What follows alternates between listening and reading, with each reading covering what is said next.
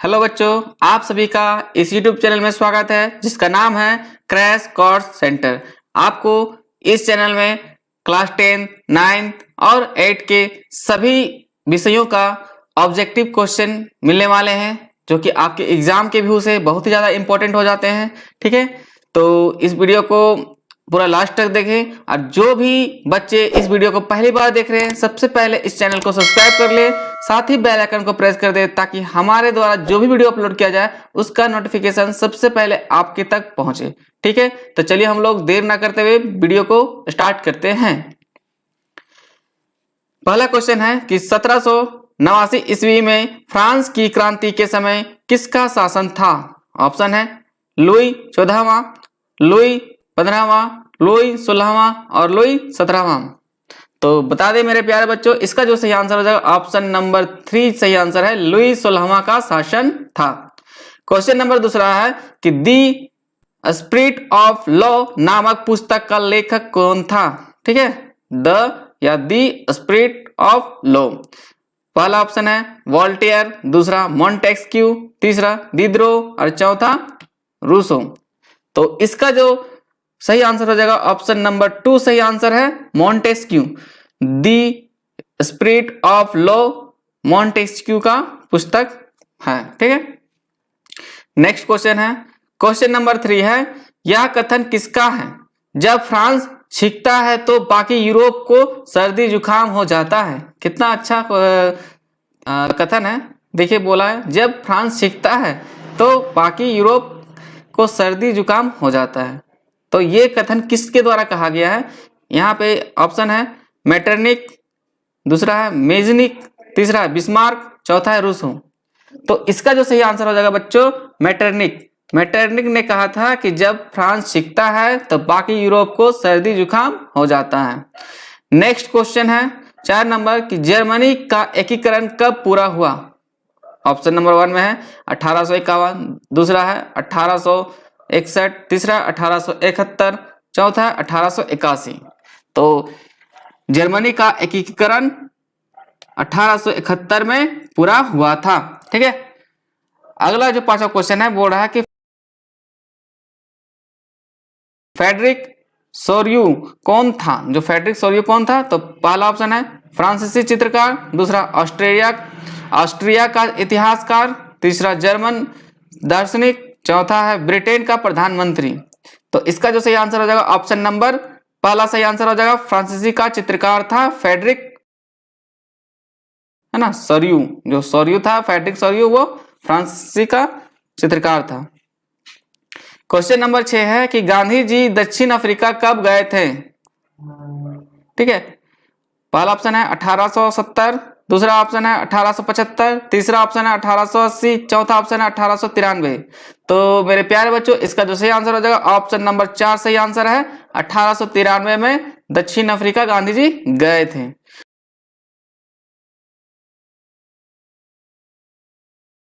सातवां क्वेश्चन है चौरी चौरा में हिंसात्मक घटना कब हुई?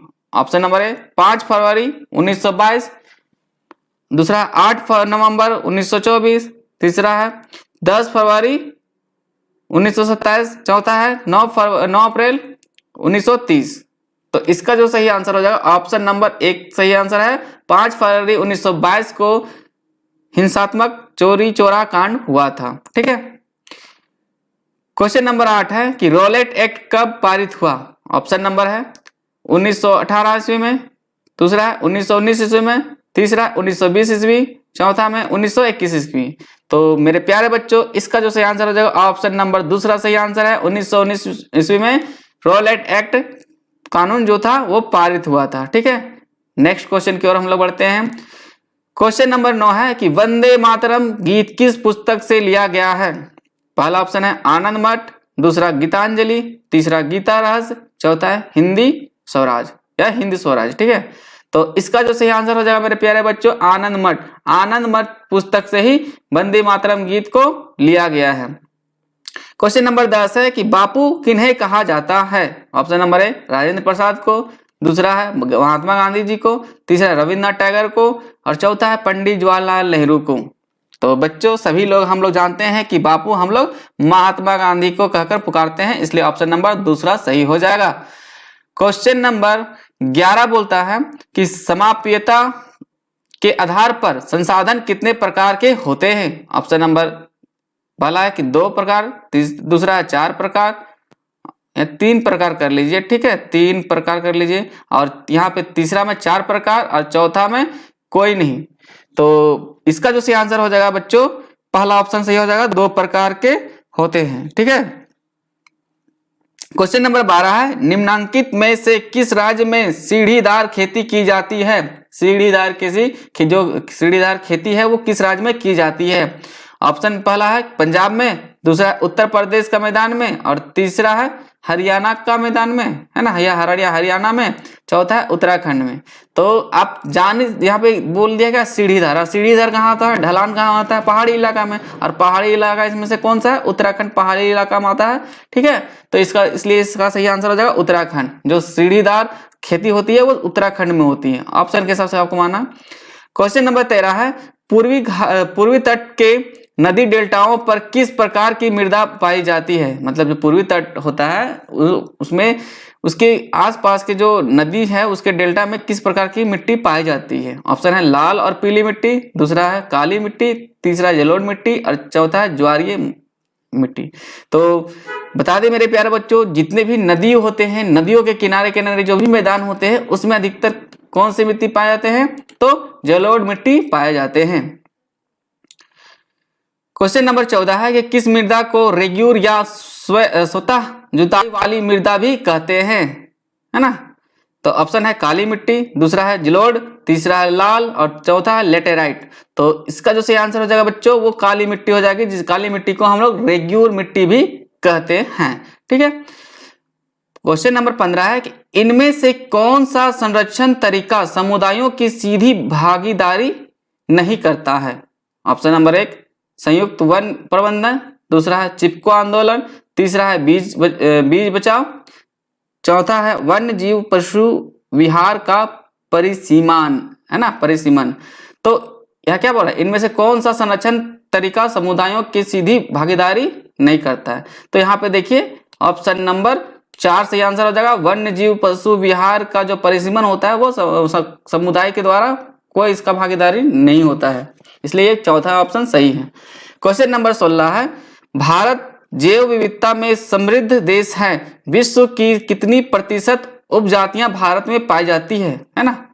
विश्व की कितनी प्रतिशत जो उपजातियां हैं वो भारत में पाई जाती है। ऑप्शन है 8%, 16%, 32%, 1%। तो इसका जो सही आंसर हो जाएगा बच्चों वो ऑप्शन नंबर 1 सही आंसर हो जाएगा, 8% पाई जाती है भारत में। क्वेश्चन नंबर 17 बोलता है कि भारतीय वन्य जीव अधिनियम कब लागू किया गया।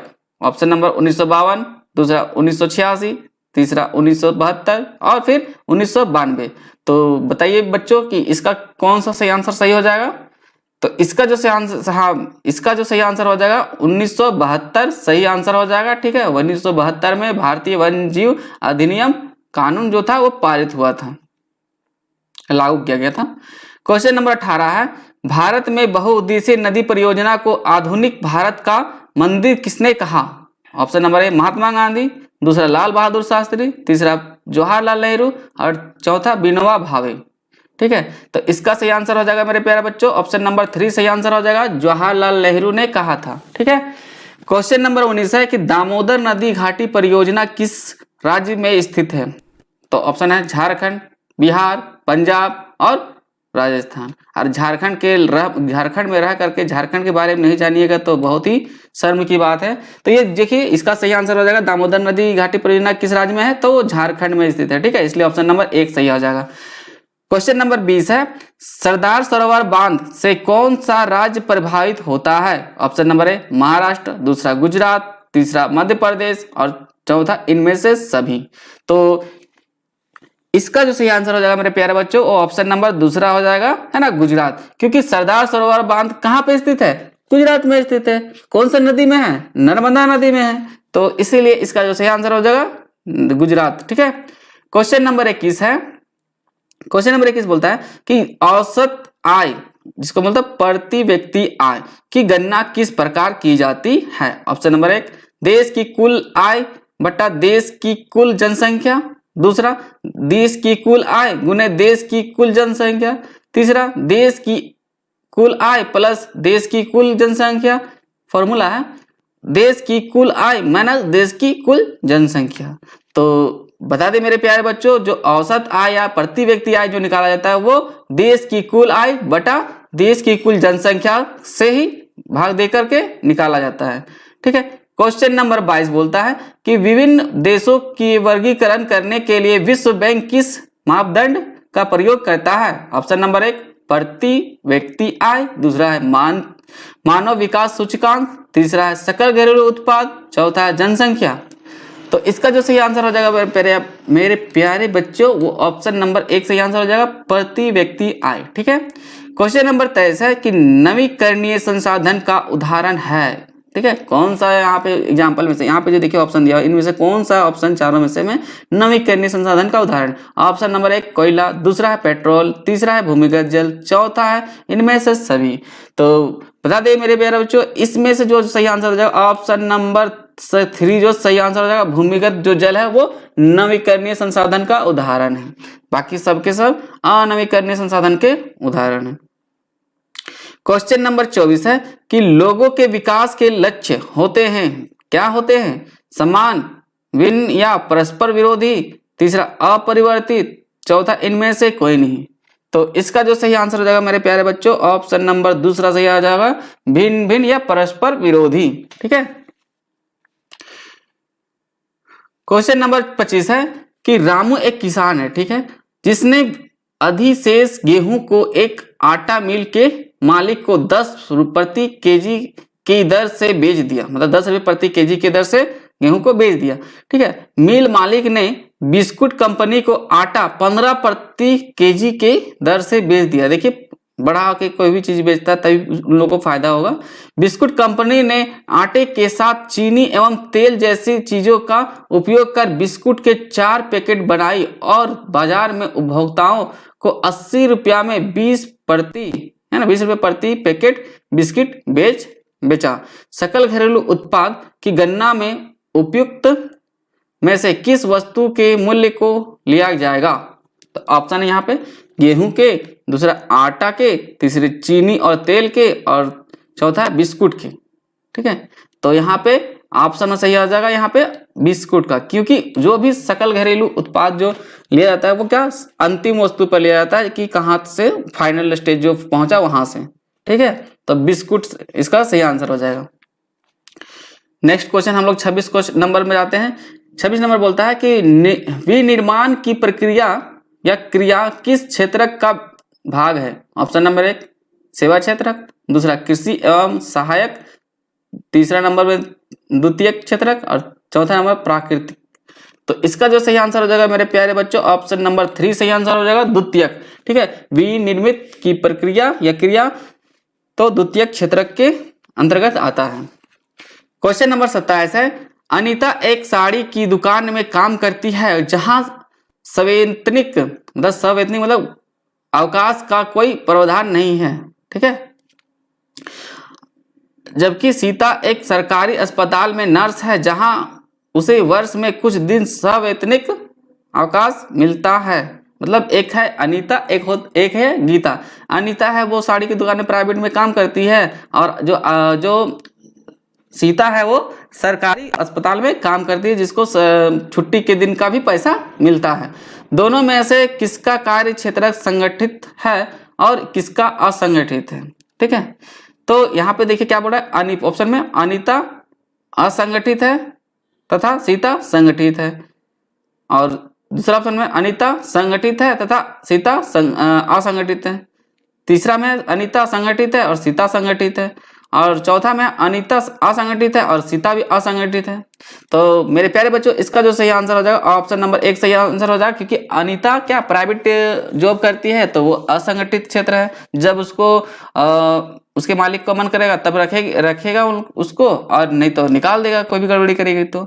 और लेकिन सीता को ऐसा नहीं है, उसका फिक्स है जॉब। ठीक है। तो संगठित क्षेत्र में। क्वेश्चन नंबर 28 बोलता है कि अंतिम वस्तुओं के मूल्य में मध्यवर्ती वस्तुओं का मूल्य डैश होता है। क्या होता है? पहले से ही शामिल, बाद में शामिल, शामिल नहीं होता है, या इनमें से कोई नहीं। तो इसका जो सही आंसर हो जाएगा मेरे प्यारे बच्चों, ऑप्शन नंबर 1 सही आंसर हो जाएगा, पहले से ही शामिल होता है। ठीक है। क्वेश्चन नंबर 29 है, राष्ट्रीय ग्रामीण रोजगार गारंटी अधिनियम कब अस्तित्व में आया? ऑप्शन नंबर 1 2005, दूसरा 2006, तीसरा 2007 और चौथा 2008। तो इसका जो सही आंसर हो जाएगा मेरे प्यारे बच्चों, वो ऑप्शन नंबर 1 सही आंसर हो जाएगा, 2005। ठीक है। जो राष्ट्रीय ग्रामीण रोजगार गारंटी अधिनियम जो अस्तित्व में आया वो कब आया? 2005 में आया था।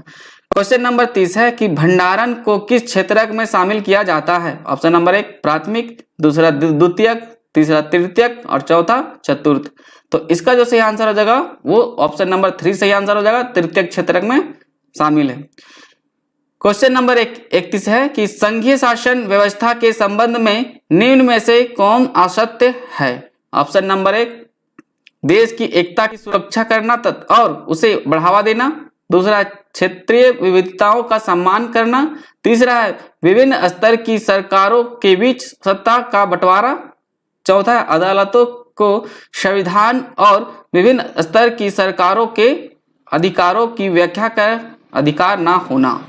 तो इसका जो सही आंसर हो जाएगा मेरे प्यारे बच्चों, ऑप्शन नंबर 4 सही आंसर हो जाएगा। ठीक है, ये कथन असत्य है। क्वेश्चन नंबर 32 है, 32 क्या बोलता है कि बेल्जियम में फ्रेंच भाषा बोलने वाले का प्रतिशत कितना है? बेल्जियम देश में फ्रेंच भाषा का बोलने वाले प्रतिशत कितना है? Option number 1 20, 30, 40, 50। तो इसका जो सही आंसर हो जाएगा मेरे प्यारे बच्चों, ऑप्शन नंबर 3 सही आंसर हो जाएगा, 40% है फ्रेंच भाषा बोलने वाले। क्वेश्चन नंबर 33 है कि श्रीलंका में तमिल को कब राजभाषा घोषित किया गया? ऑप्शन नंबर 1 1960, ऑप्शन नंबर 1 1956, दूसरा 1958, तीसरा 1960 और चौथा 1962। तो इसका जो सही आंसर हो जाएगा मेरे प्यारे बच्चों, ऑप्शन नंबर 3 सही आंसर हो जाएगा, 1960। 1960 में श्रीलंका में तमिल भाषा को राजभाषा के रूप में घोषित किया गया। क्वेश्चन नंबर 34 है, संविधान में कुल कितनी भाषाओं को अनुसूचित भाषाओं का दर्जा दिया गया? ऑप्शन नंबर 1 15, 17, 19 और 22।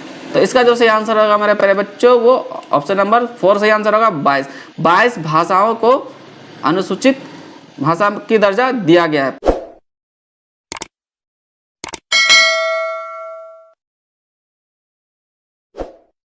पहले 14 भाषा थी, है ना, 14 भाषा को दर्जा मिला था, फिर उसको बढ़ा बढ़ा के 22 किया गया है।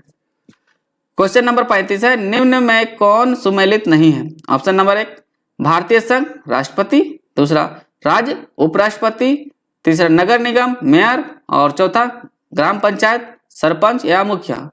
तो इसका जो सही आंसर होगा मेरे प्यारे बच्चों, ऑप्शन नंबर 1 सही हो जाएगा, भारतीय संघ राष्ट्रपति से सुमेलित नहीं होता है, बाकी तीनों के तीनों सब सुमेलित होता है। राज्य है, राज्य में उपराष्ट्रपति होते हैं, है ना, काम करते हैं, और नगर निगम में मेयर होते हैं, और ग्राम पंचायत में सरपंच या मुखिया होते हैं, आप लोग जानते भी ये वाला। क्वेश्चन नंबर 36 है कि 7 पार्टी अलायंस सप्तदलीय गठबंधन का गठन किस देश में किया गया था? ऑप्शन नंबर 1 चीन, दूसरा नेपाल, तीसरा बोलिविया, चौथा श्रीलंका। तो इसका जो सही आंसर हो जाएगा मेरे प्यारे बच्चों, नेपाल। नेपाल में 7 पार्टी अलायंस की गठन किया गया था। 37 नंबर क्वेश्चन है कि बोलिविया किस महादेश में अवस्थित है? ऑप्शन नंबर 1 अमेरिका, दूसरा लातिनिया अमेरिका, लैटिन होगा, लैटिन अमेरिका, तीसरा है अफ्रीका, चौथा है यूरोप। तो इसका जो सही आंसर हो जाएगा वो लातिनीय अमेरिकी हो जाएगा। ठीक है। नेक्स्ट जो 38 नंबर क्वेश्चन है वो क्या है कि बोलिविया में जल युद्ध नामक आंदोलन का नेतृत्व किसने किया था? ऑप्शन नंबर 1 फेडकोर, है ना, 7 पार्टी अलायंस और बामसेफ, चौथा है national alliance for pulse movement. ठीक है। तो इसका जो सही आंसर हो जाएगा ऑप्शन नंबर 1 सही आंसर हो जाएगा। ठीक है, फेडकोर जो है वो नेतृत्व किया था जल युद्ध का। 39 नंबर